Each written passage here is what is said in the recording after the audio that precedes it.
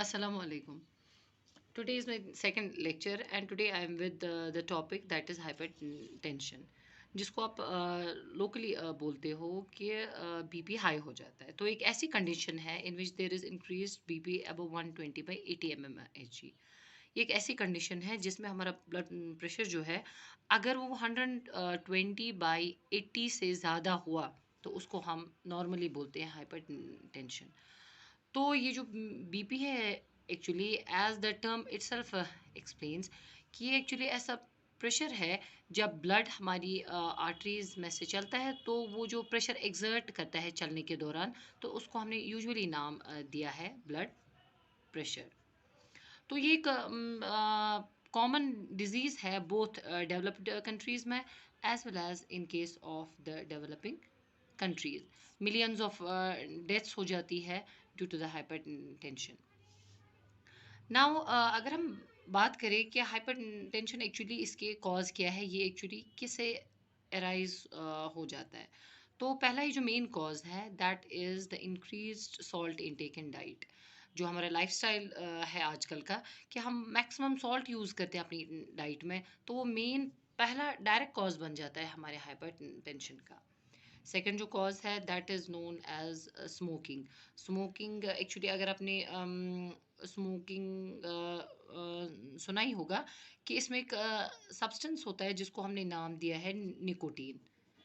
Nicotine जो है, nicotine usually क्या करता है, वो हमारी ब्लड वेसल्स को कॉन्स्ट्रिक्ट करता है। एंड जब भी कोई चीज़ हमारी ब्लड वेसल्स को कॉन्स्ट्रिक्ट करती है, तो उस कॉन्स्ट्रिक्शन से क्या हो जाता है, हमारा बीपी ऑटोमेटिकली रेज हो जाता है। थर्ड चीज़ हो सकती है कि किडनी डिसफंक्शन। किडनी में अगर कोई डिजीज़ होगी, उस वजह से भी हमारा बीपी जो है वो रेज़ हो सकता है। तो अगर आप मुझे बोलोगे कि मैम एक्चुअली किडनी डिसफंक्शन में ऐसा क्या होगा जिसकी वजह से हमारा बीपी रेज़ हो जाता है?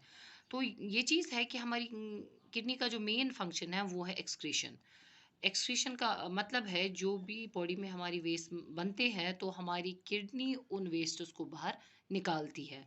तो अब क्या हो जाता है, अगर किडनी में कोई भी अंडरलाइंग कॉज होगा, तो हमारी किडनी के जो टिब्यूल्स है वो एक्चुअली इस सोडियम को रीअब्सॉर्ब करेंगे, उसको ये वेस्ट में जाने नहीं देंगे। जब इस इन टिब्यूल्स ने हमारे सोडियम को बाहर नहीं जाने दिया, उसको बॉडी में ही रिटेन किया, तो इसकी वजह से हमारी बॉडी में सोडियम की लेवल इंक्रीज हो सकती है और ये भी एक कॉज बन सकता है हमारे हाइपरटेंशन का।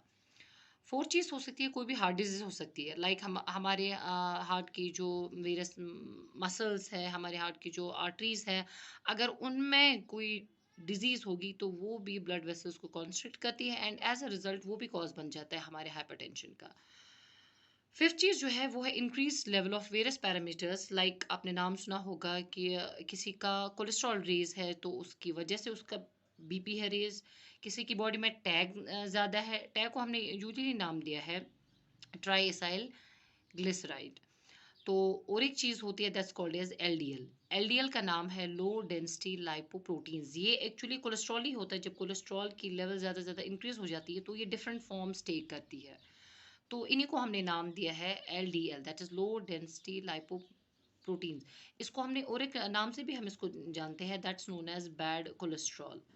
बैड कोलेस्ट्रॉल क्या होता है कि जो हम as a name itself explains कि जो हमारी बॉडी के लिए अच्छा नहीं है। ये सारी चीज़ें क्या हो जाती है, ये सारी, चाहे ये टैग है, एलडीएल है, कोलेस्ट्रॉल है, ये सारी चीज़ें हमारी ब्लड वेसल्स में एक्यूमुलेट हो जाती है। जब भी जमा हो जाती है हमारी ब्लड वेसल्स में, तो जो हमारा ब्लड इन वेसल्स में चलता है, तो उसको प्रेशर एक्सर्ट करना पड़ता है। पहले उसके लिए स्पेस इतनी थी चलने के लिए ना, अब जब ये कोलेस्ट्रॉल हो या एलडीएल हो या टैग हो, ये एक्यूमुलेट हो गया हमारी वेसल्स में, तो इस ब्लड को प्रेशर एक्सर्ट करना पड़ा आगे आगे जाने के लिए।